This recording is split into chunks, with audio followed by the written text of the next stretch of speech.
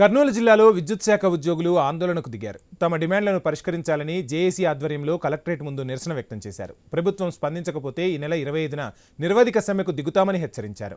విద్యుత్ శాఖ ఉద్యోగుల జేఏసీ నేతలు ఆందోళనకు దిగారు. మరింత సమాచారం కర్నూలు ఐ న్యూస్ ప్రతినిధి ధరణి కిషోర్ అందిస్తారు. సుదీర్ఘకాలంగా తమ సమస్యలు అపరిష్కృతంగా ఉన్నాయని చెప్పి ప్రభుత్వాలు పట్టించుకోవడం లేదంటూ విద్యుత్ శాఖ ఉద్యోగులు పూర్తి స్థాయిలో కూడా ఆందోళన చేపడుతున్న పరిస్థితి కనపడుతుంది.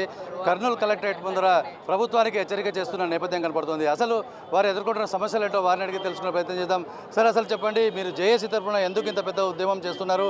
అసలు మీ కోరికలు ఏంటి, మీ డిమాండ్లు ఏంటి, ప్రభుత్వం ఏమంటుంది? అయ్యా, ఈ ప్రభుత్వం ఏర్పడి 18 నెలలు అయింది. గత ప్రభుత్వం ఆ సమస్యలను పట్టించుకోలేదు కాబట్టి ఈ ప్రభుత్వ ఏర్పాటులో విద్యుత్ ఉద్యోగుల పాత్ర కూడా ఉంది కాబట్టి మేము ఈ సందర్భంగా విద్యుత్ యాజమాన్యాన్ని కోరుతా ఉన్నాం. మరి గత అపరిష్కృత ఉన్న సమస్యలు ఏవైతే ఉన్నాయో, మరి ఈరోజు మెడికల్ పాలసీ, ఒక ఉద్యోగి చనిపోతే హార్ట్ ద్వారా విద్యుత్ ఉద్యోగి హాస్పిటల్ అడ్మిట్ అయితే దగ్గర 8 లక్షల నుంచి 9 లక్షలు అయ్యే పరిస్థితి ఉంది. కానీ మాకు ఇచ్చేది ₹1,00,000 మాత్రమే ఇస్తున్నారు. ఇది మార్చండి. మా జీతంలో రికవరీ అయిన అమౌంట్నే మీరు ఏవైతే ఈ పాలసీ ఈడబ్ల్యూఎస్ స్కీమ్స్ ఏవైతే ఉన్నాయో వారి ద్వారా మాట్లాడి అన్లిమిటెడ్ మెడికల్ పాలసీ మనం కోరుతా ఉన్నాం. న్యాయమైన కోరిక అది. విద్యుత్ ఉద్యోగులకి, కాంట్రాక్ట్ ఉద్యోగులు కూడా మీకు అందరికీ తెలుసు, ఈరోజు విద్యుత్ ఉద్యోగి పోలు ఎక్కి దిగి లోపల చనిపోయే పరిస్థితి చాలామంది చూశారు మీరు. అపరిష్కృతంగా ఉన్న మెడికల్ పాలసీని పునరుద్ధరించమని చెప్తున్నాము.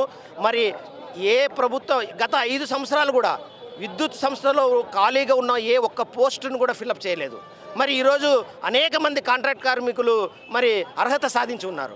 వారిని దశల వారీగా విద్యుత్ శాఖలో పర్మనెంట్ చేయమని కోరుతా ఉన్నాం. వారికి అత్యున్నత న్యాయస్థానం సుప్రీంకోర్టు ఇచ్చిన తీర్పు ప్రకారం సమాన పనికి సమాన వేతనం ఇవ్వమని కోరుతా ఉన్నాం. అదేవిధంగా చాలా కాలంగా రాష్ట్ర ప్రభుత్వాలకు ఇస్తున్నారు ఈపీఎఫ్ టు జీపీఎఫ్ని అమలు చేయమని కోరుతా ఉన్నాము. ఈ ప్రభుత్వం ఏర్పడిన తర్వాత 4 కరువు భత్య డిఏలు పెండింగ్లో ఉన్నాయి. ఆ డిఏలను కూడా రిలీజ్ చేయమని కోరుతా ఉన్నాం. మీరు దశల వారీగా యొక్క ఆందోళన చేపడుతున్నారు, మీరు నిరవధిక సమ్మెకు వెళ్తామంటున్నారు. అసలు ఈ యొక్క కార్యాచరణ ఉందా? నిరవధిక సమ్మెకు వెళ్ళే అవకాశం ఉందా? యాజమాన్యాన్ని ఇప్పటికే రాష్ట్ర జేఏసీ 40 సార్లు కలిసింది. మా సమస్యల మీద వినతి పత్రాలు సమర్పించింది.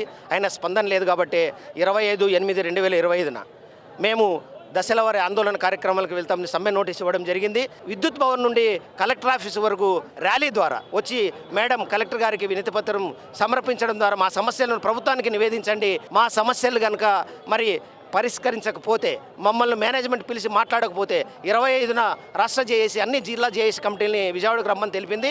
ఆ రోజు ఖచ్చితంగా 25 తర్వాత సీరియస్గా దశల ఆందోళన కార్యక్రమాలు ఏవైతే ఉన్నాయో ఎజిస్ట్రేషన్స్కి వెళ్ళే పరిస్థితి ఉంటుంది. అది నిరవధిక సమ్మెగా మారకుండా ప్రభుత్వం యాజమాన్యం చర్యలు తీసుకుంటుందో ఈ సందర్భం కోరుతున్నా. చూసుకున్నట్లయితే తమ సమస్యల పరిష్కారం కోసం ప్రభుత్వాలు ముందుకు రాకపోతే ఈ నెల 25వ తేదీ నుంచి కూడా నిరవధిక సమ్మెకు వెళ్లే అవకాశాలు ఉన్నాయి. ప్రభుత్వమే ముందుకు రావాలి, తమ సమస్యలను పరిష్కరించాలని విద్యుత్ కార్మికులు చెప్తున్న పరిస్థితి ఉంది. Video journalist Babu, Dharani Kishore, I news, Kurnool నుంచి.